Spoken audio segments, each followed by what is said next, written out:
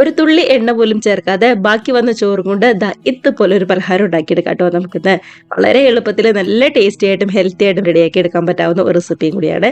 വൈകിട്ട് സ്കൂളൊക്കെ വിട്ട് വരുന്ന നമ്മുടെ കുട്ടീസിനാണെന്നുണ്ടെങ്കിലും പെട്ടെന്ന് റെഡിയാക്കി കൊടുക്കാം. അപ്പോൾ മിസ് ചെയ്യാതെ ട്രൈ ചെയ്ത് നോക്കുക. കമന്റ്സ് ഒക്കെ ആണെന്നുണ്ടെങ്കിലും മറക്കാതെ അറിയിക്കണേ. അതിനായിട്ട് മിക്സിയുടെ വലിയ ജാറിലേക്ക് ഞാൻ ഒരു 2 കപ്പ് ചോറാട്ടോ എടുത്തിരിക്കുന്നത്. ഇതിപ്പോൾ ഞാൻ എടുത്തിരിക്കുന്നത് കുത്തിരി ചോറാണ്. ഏതരിയാണെന്നുണ്ടെങ്കിലും കുഴപ്പമില്ല. 2 കപ്പ് ചോറ് എടുത്തിട്ടുണ്ട്. ഇതിന്റെ കൂടെ തന്നെ ഒരു 1/4 കപ്പ് വെള്ളവും കൂടി ചേർത്ത് നന്നായിട്ട് തന്നെ കട്ടകളൊന്നുമില്ലാതെ ഒന്നും കൂടെ അരച്ചെടുത്തോണ്ട് വരാം. നമ്മളിപ്പോൾ ഈ ചേർത്ത വെള്ളത്തിന് പകരം വേണമെന്നുണ്ടെങ്കിൽ നിങ്ങൾക്ക് തേങ്ങാപ്പാൽ ചേർത്ത് കൊടുക്കാം കേട്ടോ. കുറച്ചും കൂടി നല്ല ടേസ്റ്റിൽ നമുക്ക് കിട്ടും. ഞാനിവിടെ എളുപ്പത്തിന് വേണ്ടിയിട്ട് വെള്ളം എടുത്തേ ഉള്ളൂ. ഇതിപ്പോൾ അടിച്ചെടുക്കുമ്പോൾ ഭയങ്കര ബുദ്ധിമുട്ടാണെന്നുണ്ടെങ്കിൽ മാത്രം ആ സമയം 2 ടേബിൾ സ്പൂൺ വെള്ളവും കൂടി ചേർത്ത് കൊടുക്കാം കേട്ടോ.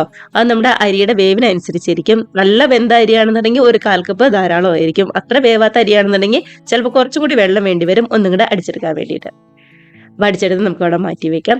ഇനി മറ്റൊരു ബൗളിലേക്ക് 2 ടേബിൾ സ്പൂൺ അരിപ്പൊടിയും അതേപോലെ തന്നെ ഒരു 3-4 ടേബിൾ സ്പൂൺ വെള്ളവും കൂടി ചേർത്ത് കട്ടകളൊന്നുമില്ലാതെ ഇതേപോലെ ഒന്നും കൂടി മിക്സ് ആക്കി എടുക്കുന്നുണ്ട്. നമ്മുടെ ഈ അരിപ്പൊടിക്ക് പകരം കോൺഫ്ലവർ ഉണ്ടെന്നുണ്ടെങ്കിൽ അത് ചേർത്ത് കൊടുത്ത് നന്നായിട്ട് ഒന്നും കൂടെ മിക്സ് ആക്കി എടുത്താലും മതി. ഇനിയിപ്പോൾ നമുക്ക് റെഡിയാക്കി എടുക്കാനായിട്ട് അതിശമാലി പോള നോൺ സ്റ്റിക്കിന്റെ ഒരു പാൻ എടുത്തിട്ടുണ്ട്. ഇതിലേക്ക് ഗ്രേറ്റ് ചെയ്ത് വെച്ചിരിക്കുന്ന 1/2 കപ്പ് ശർക്കരയും കൂടി ചേർത്ത് കൊടുക്കുന്നുണ്ട്. ഒരു 1/4 കപ്പ് വെള്ളവും കൂടി ചേർത്ത് നന്നായിട്ട് തന്നെ ഒന്നും കൂടെ തിളപ്പിച്ചെടുക്കാം. ഇതുപോലെ ഒന്നും കൂടെ തിളച്ച് ശർക്കരയൊക്കെ ആണെന്നുണ്ടെങ്കിൽ നന്നായിട്ട് ഒന്നും കൂടെ അലന്ന് വന്നാൽ മാത്രം മതി. ഇതിപ്പോൾ ഒട്ടും തന്നെ കല്ലോ മണ്ണോ ഒന്നും ഇല്ലാത്ത നല്ല ശർക്കര ആയതുകൊണ്ട് ഞാൻ വേറെ അരിച്ചൊന്നും എടുക്കുന്നില്ല കേട്ടോ.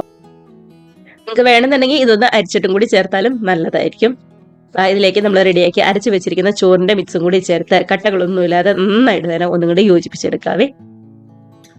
ഗ്യാസിന്റെ ഫ്ലെയിം ഒരു മീഡിയം ലോ ഫ്ലെയിമിൽ വെച്ചാൽ മതി കേട്ടോ. ഹൈ ഫ്ലെയിമിൽ ഇപ്പം സമയം വെക്കണ്ട.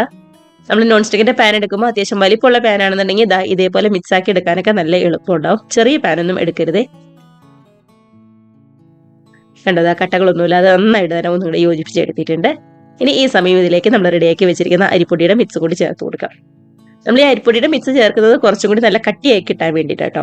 അരിപ്പൊടി ചേർക്കാൻ നേരത്തെ കുറച്ചൊന്ന് സോഫ്റ്റ് ആയിട്ട് കട്ടിയായിട്ടേ വരുള്ളൂ. കുറച്ച് കോൺഫ്ലവർ ആണ് ചേർക്കുന്നതെങ്കിൽ കുറച്ചും കൂടി നല്ല കട്ടിയായിട്ട് നമ്മുടെ ഹൽവയൊക്കെ ഇരിക്കുന്ന ആ ഒരു കട്ടിപ്പിൽ നമുക്ക് കിട്ടും. ഒന്നെങ്കിൽ അരിപ്പൊടിയോ അല്ലാന്നുണ്ടെങ്കിൽ കോൺഫ്ലവറോ ഏതെങ്കിലും ഒന്ന് മാത്രം ചേർത്ത് കൊടുത്താൽ മതി കേട്ടോ. ഇതേപോലെ നന്നായിട്ട് കട്ടകളൊന്നുമില്ലാതെ ശരിക്കും ഒന്നുകൂടി യോജിപ്പിച്ചെടുത്തിട്ടുണ്ട്. ഇനിയിപ്പോൾ നല്ല ടേസ്റ്റിന് വേണ്ടി നെയ്യാട്ടോ ചേർത്ത് കൊടുക്കുന്നത്. ഒരു 3 ടീസ്പൂൺ നെയ്യ് 3 തവണയായിട്ട് ഇതേപോലെ കുറച്ചായിട്ട് ചേർത്ത് കൊടുക്കാം. നല്ലോണം തന്നെ ഒന്നും കൂടി യോജിപ്പിച്ചെടുത്തിട്ടുണ്ട്. നല്ല ടേസ്റ്റിന് വേണ്ടി 1/2 ടീസ്പൂൺ ഏലക്കപ്പൊടിയും കൂടി ചേർത്ത് കൊടുക്കുന്നുണ്ടേ. എല്ലാം കൂടി ചേർത്ത് നന്നായിട്ട് ഒന്നും കൂടി മിക്സ് ആക്കി ഓരോ ടീസ്പൂൺ നെയ്യ് ഇതുപോലെ ഇടയ്ക്കിടയ്ക്ക് ചേർത്ത് പാനിൽ നിന്നൊക്കെ നന്നായിട്ട് വിട്ട് വരുന്ന ഒരു പരുവാവുന്നവരെ കൈയെടുക്കാതെ ഇളക്കി കൊടുക്കുക കേട്ടോ.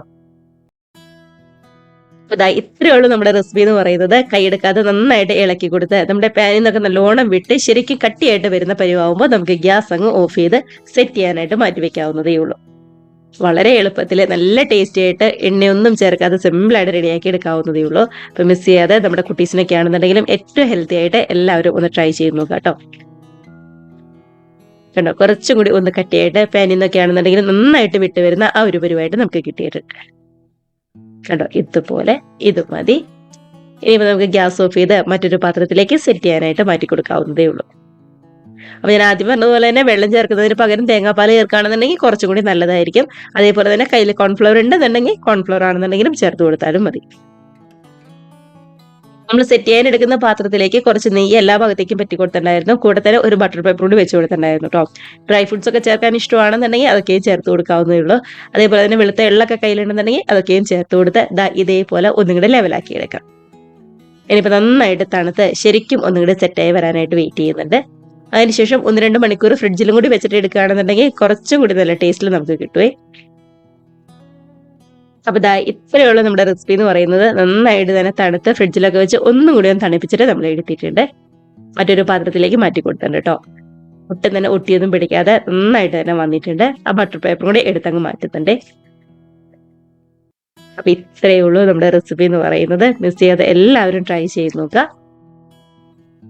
നമ്മുടെ ബാക്കി വന്ന ചോറും കൊണ്ട് ഒരു തുള്ളി ഓയിൽ പോലും ചേർക്കാതെ ഏറ്റവും ഹെൽത്തി ആയിട്ട് റെഡിയാക്കി എടുക്കാൻ പറ്റാവുന്ന നല്ല ടേസ്റ്റി ആയിട്ടുള്ള റെസിപ്പി തന്നെയാണ്. ഇനിയിപ്പോൾ ഇതേപോലെ കുട്ടി കുട്ടി പീസായിട്ട് കട്ട് ചെയ്ത് നല്ലൊരു ചൂട് ചായയുടെ കൂടെ വൈകിട്ട് എല്ലാവരും ഹാപ്പി ആയിട്ട് ഇരുന്ന് കഴിക്കുക കേട്ടോ. കൂടെ തന്നെ കമന്റ്സ് ഒക്കെ ആണെന്നുണ്ടെങ്കിലും മറക്കാതെ അറിയിക്കുക. അതേപോലെ തന്നെ വീഡിയോ റെസിപ്പി ഒക്കെ നിങ്ങൾക്ക് ഇഷ്ടമായിട്ടുണ്ടെങ്കിൽ ഒന്ന് ലൈക്ക് അടിച്ച് ഷെയറും കൂടി ചെയ്യാനും, ആദ്യമായിട്ട് നമ്മുടെ ചാനൽ ആരെങ്കിലും കാണുന്നവരുണ്ടെങ്കിൽ നമ്മുടെ ചാനലും കൂടി സബ്സ്ക്രൈബ് കൂടി ചെയ്യാനായിട്ട് മറക്കല്ലേ. കടുത ഇതേപോലെ നല്ല പഞ്ഞി പഞ്ഞി പോലെ സ്വീറ്റ് ആയിട്ടുള്ള റെസിപ്പി തന്നെയാണ്. ട്രൈ ചെയ്ത് നോക്കുക.